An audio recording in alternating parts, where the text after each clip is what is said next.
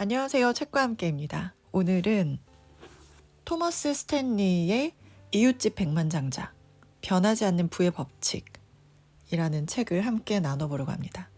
사실 토머스 스탠리의 이웃집 백만장자, 이 책을 예전에 읽은 적이 있는데요. 20년도 전에 쓰여진 책인데 그 책이 재테크 분야에서는 좀 유명하더라고요. 그러니까 빌 게이츠나 워렌 버핏처럼 우리가 누구나 알고 있는 그런 세계적인 부자를 다루는 것이 아니라 우리 이웃집에서 그냥 평범하게 직장 생활하거나 또는 조그만 사업을 하거나 이런 식으로 처음 시작은 우리와 별다른 차이가 없는데 시간이 지날수록 경제적으로 차이를 드러낸 사람들을 연구한 결과로 기억이 납니다. 그런 사람들의 그 특징 중에 하나가 그렇게 해서 부를 이루었음에도 불구하고 거주지를 변경하지 않았고 비싼 차를 또 바꾸지도 않았고 또 옷도 마찬가지로 브랜드보다는 실용성을 더 따지면서 입고 이런 부분들도 기억이 나고 또 자녀들에게 경제적인 원조를 해주는 것에 관한 연구도 흥미롭게 읽었던 기억이 있습니다. 예를 들면 자수성가를 하면서 얻게 된 돈을 절약해서 모으고 그것들을 관리하고 해나가는 그 과정에서 얻은 여러 가지 자질들이 있을 텐데 절제라든지 끈기라든지 인내심이라든지 여러 가지 그런 특징들이 있을 텐데 이 자수성가한 사람들이 그 자녀들에게 경제적으로 원조를 해줄 때 이런 기회들을 박탈당하는 경우가 많은 거죠. 그러면서 그 자녀들은 점점 더 이 부모들에게 의존적이 되는 그런 부분들을 흥미롭게 읽었던 기억이 있습니다. 이 책은 그 책이 나온 지 20년 후에 과연 어떻게 되었을까? 그 이웃집 부자들은 아직까지도 그런 부분들을 유지하고 있을까? 또는 새롭게 올라오는 신흥 부자들은 또 어떤 특징을 갖고 있는가? 뭐 이런 부분들을 함께 다룬 책이라서 예전 책을 한번 되새겨보면서 또 추가되는 부분들도 있을 것 같아서 한번 보게 됐습니다. 경제적으로 성공을 하는 길은 인생과 돈에 대해서 다른 사고를 하기를 요구한다는 거죠. 그 길은 절제와 노력을 요구한다. 자신의 강점과 약점, 환경, 시장에 대한 지식도 요구한다. 재정적, 정서적, 인지적, 시간 등의 자원을 배분하는 기술도 뛰어나야 한다. 재산을 모으는 동안 절약하고 유행에 휩쓸리지 않고 지금 소득을 잘 관리해야 된다는 거죠. 또 어떤 사람들은 여러 가지 자원을 활용해서 경제적인 자립과 자유를 허용하는 일을 또 새롭게 개척하는 것을 의미한다고 합니다. 이런 모든 일에는 용기와 끈기가 요구된다는 거죠. 소득을 재산으로 전환하는 데는 분명 절제력이 요구된다. 이 절제력에는 자신이 얼마를 벌고 얼마를 지출하는 줄 알고 흑자가 나도록 예산이나 지출 계획을 세울 줄 아는 것이 포함된다. 기본적인 덧셈과 뺄셈만으로 계산은 나온다. 그 계산이 들어맞도록 해주는 것이 절제력이고 절제력은 재산을 모으게 해준다. 과학적으로 증명되었다시피 우리가 어떤 행동을 할 때는 우리의 고유한 특성, 천성과 키워진 방식과 환경, 양육이 함께 영향을 받는다는 거죠. 우리 행동을 생각해 보면 천성, 타고난 것들은 무엇을 할지 또는 무엇을 할 수 있는지 그 경계를 정해주고 양육, 우리가 키워진 방식이나 환경은 그 경계 내에서 우리가 그걸 어떻게 수행해낼지 또는 무엇을 할 건지를 결정해 준다. 어떤 행동을 하는 데에는 우리의 타고난 성향도 있고 또는 키워진 양육 방식도 함께 영향을 미친다는 거죠. 부모로부터 직접적으로 경제적인 지원을 받는 또는 큰 상속과 증여를 받는 이런 것은 차치하고 부모의 절약하는 것 그리고 돈 관리 습관 이런 것들이 자녀의 경제적 성공으로 이어진다라는 거죠. 20년이 넘는 세월 동안 우리가 조사한 이웃집 백만장자의 사례들이 이를 입증한다.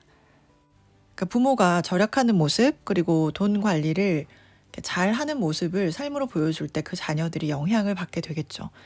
그런데 만약에 부모가 그렇지 않다. 부모가 어떤 재무 행동을 본보기로 보여주든 그 행동을 따라할지 말지는 결국 본인에게 달렸다. 부모의 좋은 습관들을 결국 내가 그대로 할지 말지는 본인한테 달려 있다라는 거죠. 만약에 부모님이 굉장히 검소한 생활을 하셨고 돈 관리도 철저하게 하셨지만 자녀로서 그것에 대해서 반감을 가지면 그것과 반대로 또 살아갈 수도 있는 거잖아요. 그리고 그 반대로 부모님이 돈 관리를 제대로 못하셔서 큰 어려움을 겪었다. 그 경험을 통해서 또 본인은 그 반대로 또 삶을 살 수도 있는 거고요. 너의 이웃이 뭘 하든 무슨 상관인가? 다른 사람들이 무슨 차를 타고 무엇을 먹고 무슨 옷을 입는지 돌아보지 않는 것을 우리는 사회적 무관심이라고 부른다. 모든 유형의 소비에 사회적 무관심 수준이 높은 사람들은 재산을 모을 기회가 많다. 다른 사람들이 타는 차, 입는 옷, 사용하는 기기, 최신 스마트폰에 대한 무관심은 장기적으로는 재산을 축적하는 능력과 연관이 있다. 사회적 무관심은 특히 과시적 소비 경쟁에 휘말린 삶을 살지 않도록 도와줄 수 있다. 아무리 노력해도 소비 경쟁에서는 이기기가 어렵대요. 왜냐하면 트렌드나 스타일이나 유행이 계속 바뀌기 때문이죠. 소득을 재산으로 바꿀 수 있는 사람들은 경제적 자립이라는 목표를 바라보면서 과소비 습관, 새로운 기기, 최신 유행의 액세서리를 무시할 수 있다라고 합니다. 가진 게 많다는 건 그 사람이 얼마나 많은 돈을 썼는지를 말해주는 거지 그 사람이 얼마나 가치 있는 사람인지 말해주는 건 아니란다. 라고 이웃집 백만장자 중에 한 분이 말했다고 합니다. 부를 쌓아주는 6가지 행동이 있다고 합니다. 부와 관련된 행동들이 있다고 하는데요. 자신감, 얼마나 편안하게 가정의 중요한 재정적 결정을 내리는가. 절약, 계속해서 강조된 내용이죠. 일시적인 것도 아니고 일관되게. 친구와 가족들은 나를 검소한 사람이라고 말할 것이다. 책임감, 나는 가정의 재정적 결과에 책임을 진다. 사회적 무관심, 얼마나 자주 이웃이나 친구들처럼 쇼핑하고 소비하라는 압력을 무시하는가. 집중력, 나는 산만해지지 않고 일을 끝낸다. 계획 수립, 나는 명확한 일일, 주간, 월간, 연간, 평생 목표를 가지고 있다. 이런 것들이 이제 이웃집 백만장자들이 가지고 있는 공통된 행동적인 특징이라고 합니다. 성공하려면 비난을 감수하라. 경제적으로 성공한 사람들이 한결같이 이야기하는 또 다른 성공 요소는 회복 탄력성이라고 합니다. 재산을 모으고 자기 사업을 키우고 언론과 이웃을 무시하려면 거부당하고 고통스러워도 목표를 계속 추구하겠다는 각오가 있어야 한다는 거죠. 일찌감치, 그러니까 10대 때부터 일도 해보고 실패도 해보고 안전망 없이 줄타기도 해본 사람들은 그런 경험이 장기적으로 성공적인 경력을 이어가는데 필요한 연료가 된다고 합니다. 그래서 이런 일들을 일찍 경험하면 자기가 좋아하는 일과 싫어하는 일을 알게 되고 또 관심이 있는 일과 능력이 되는 일을 결정하는 데 도움을 받았다라고 합니다. 학창 시절에 여름방학에 굉장히 고생을 했나 봐요. 광물 개발 회사에 가가지고 일주일에 막 60시간 동안 흙먼지 뒤집어 쓰고 막 일했대요. 그래서 여름방학이 끝나고 나서 그 일에 대해서 내가 흥미가 있었는지 근무 환경을 내가 견딜 수 있을지 여러 가지들을 판단할 수 있게 되는 거죠. 어릴 때부터 아르바이트를 하면서 심지어는 돈을 벌기가 얼마나 힘든지 알게 됐다는 이야기도 나오고요. 이웃집 백만장자, 변하지 않는 부의 법칙이라는 책을 읽어봤습니다. 제가 기억에 남는 부분은 사회적인 무관심이라는 부분이었어요. 다른 사람들이 뭘 했는지 우리가 시시각각 레이더를 켜고 이렇게 보게 되잖아요. SNS를 보면. 실제적으로 이웃집 부자들의 특징은 SNS에 들이는 시간이 일반 사람들에 비해서 굉장히 적대요.